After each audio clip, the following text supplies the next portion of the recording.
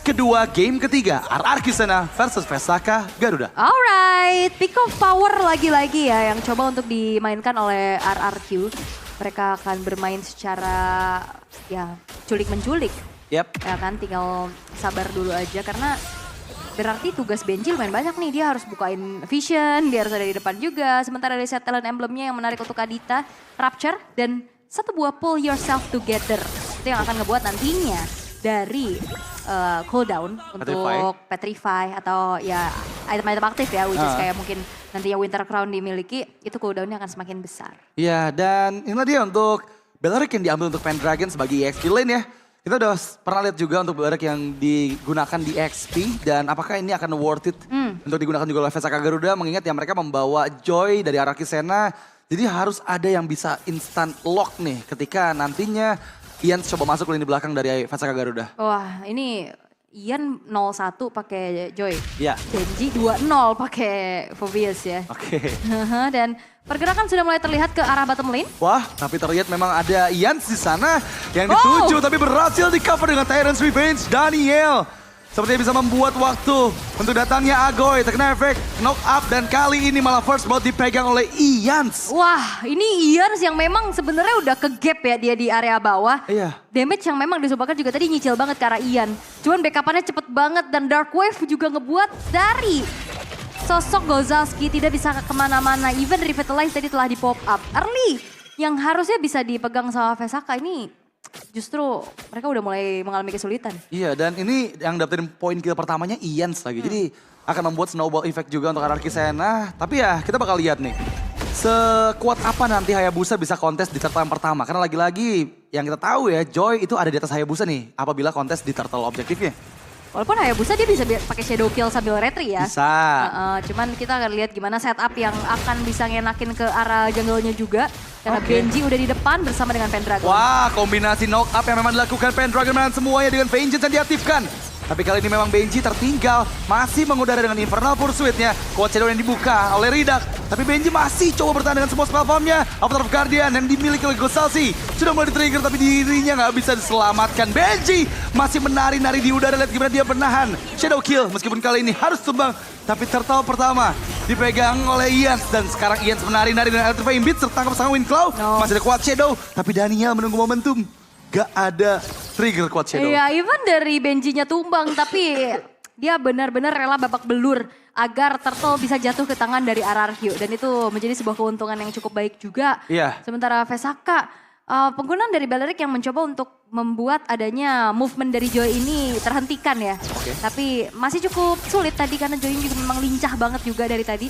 Sehingga teamfight barusan kita masih belum lihat ya bagaimana Vesaka bisa mengcounter pergerakan dari RRQ.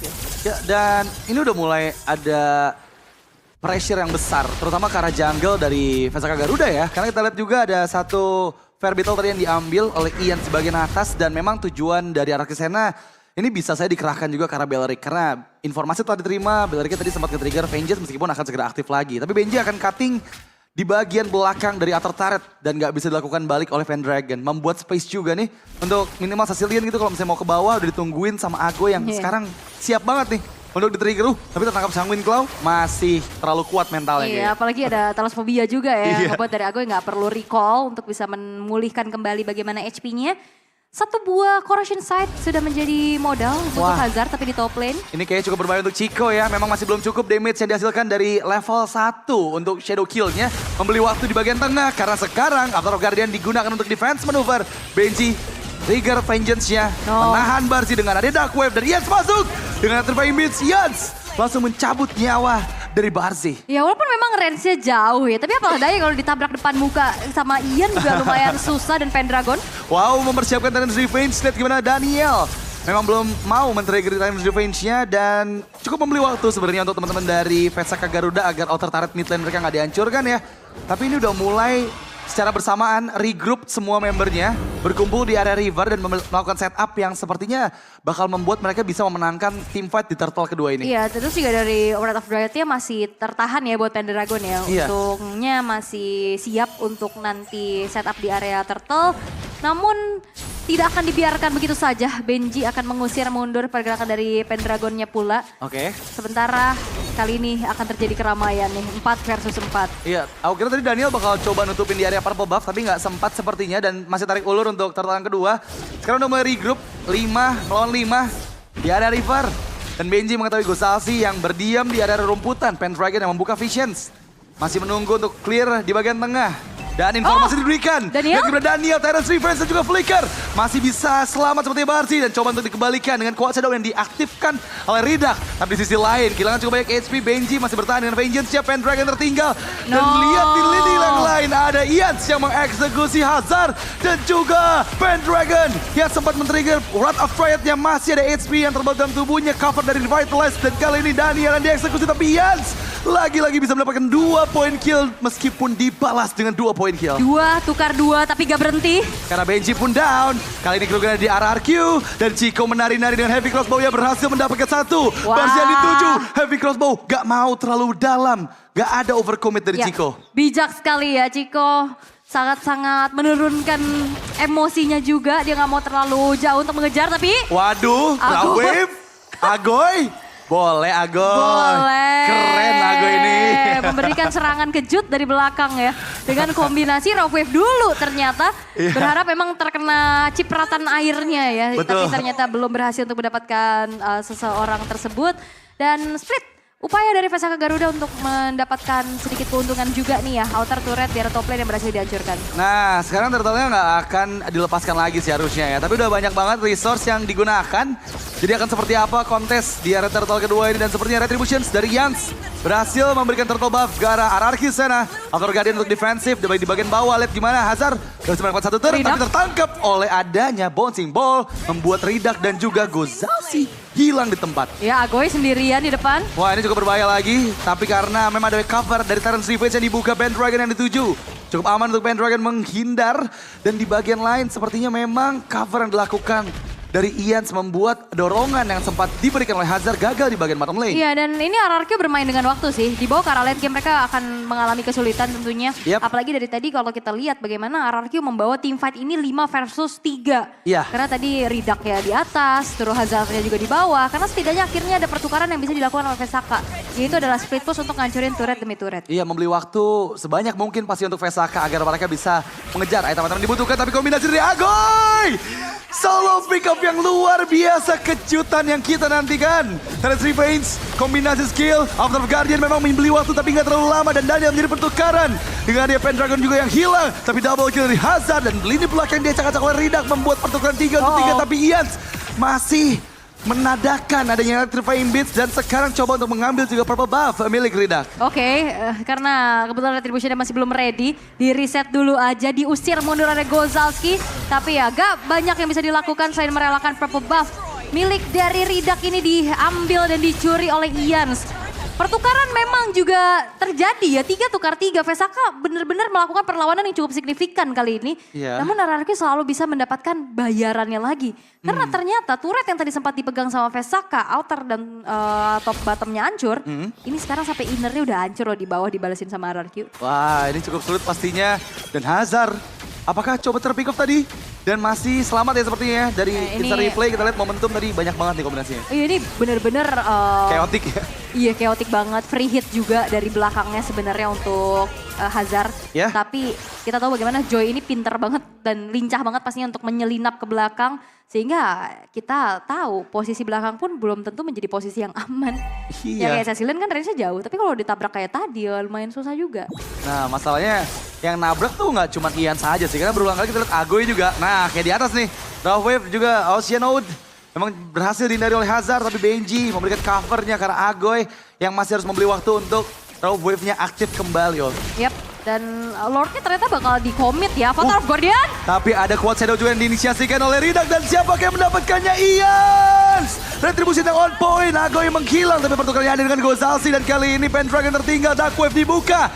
Dan Pendragon gak selamat, 2 berkilang, Daniel masuk dan Tyrant's Revenge. Dan itu dia, combo Wamba Flicker Tyrant's Rage yang Comet mendapatkan target ketiga meskipun tershutdown sudah Ians-nya. Tapi 3 tukar 2 serta Lord masih diuntungkan untuk arah ke Wah sana. ada play, Daniel, Flicker Tyrant's Rage yang on point, membuat Hazard hilang dan terkejut tentunya. Ini ngebuat dari RRQ mereka punya keunggulan yang jauh lebih banyak lagi. Lord yang sudah terspawn di area bottom lane. Ini bakal membuat dari VSAK mereka harus mundur dulu. Walaupun secara high ground defense, mereka masih punya Cecilion untuk menjaga ya. Iya. Positioningnya, power clear-nya juga. Tapi apalah daya, Cecilion yang harus juga menjaga dirinya atas kejaran dari Ians dan juga Ago yang bisa datang kapan aja. Iya, masalahnya lagi-lagi nih, selalu dikejutkan kayak sekarang dan di mana Rida Wow, juga menghilang di tempat Daniel. itu komunikasi bagus banget. Wah. Itu bagus banget loh. Langsung ada Force of the Queen. Ada armor break, strafe dan juga damage besar critical yang disumbangkan oleh Chico. Iya, Ini Ridak target yang mahal loh. Itu Hayabusa yang movementnya cepat. masalahnya juga mereka nggak bakal kehilangan satu player ketika Super Wave ini sekarang masih bergerak di 3 lane yang berbeda ya. Untungnya masih ada pasif dari Best Turret dan lihat gimana power dari Barzi tadi untuk clear secepat mungkin Lord yang pertama. Dan ini menjadi keuntungan untuk VSAK Garuda karena ya Lord pertama mereka amankan dengan tanpa kehilangan Best Turret. Alright, Best Turret memang bisa dipertahankan. Tadi pertukarannya di atas, soalnya 2 orang ke atas untuk dapetin nyawa dari Ridak. Sementara yang lainnya dari pemain-pemain VSAK, mereka nggak sempat backup ya. Karena lagi fokus juga untuk clear ke arah Lord yang muncul. Tapi itu masih Lord yang pertama. Iya. Ya secara durability juga kan nggak terlalu tinggi. Sementara ini dia itemization yang sudah kita intip. Weh, Agoy! Drop yang dibuka karena Ridak belum berhasil menyapu Ridaknya, justru malah terkena shadow kill dan Agoy yang hilang. Kalkulasi damage yang agak sedikit kurang beruntung dilakukan oleh Agoy.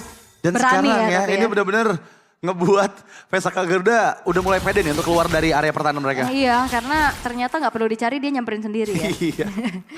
Masalah damage-nya kurang. Oh, kalau damage-nya cukup tadi mahal banget sih itu. Iya, karena tadi modalnya baru Glowing One sama Genius ya. Iya, Holy Crystal belum ada tadi ya? Belum cukup, harusnya apalagi juga tadi kan masih di dalam area defensif dari VSAK, backupan yang dilakukan sama rekan-rekan yang lainnya juga masih cukup cepat. Yap. Tapi ya terlihat ya bagaimana Benji tidak akan menurunkan tensinya nih.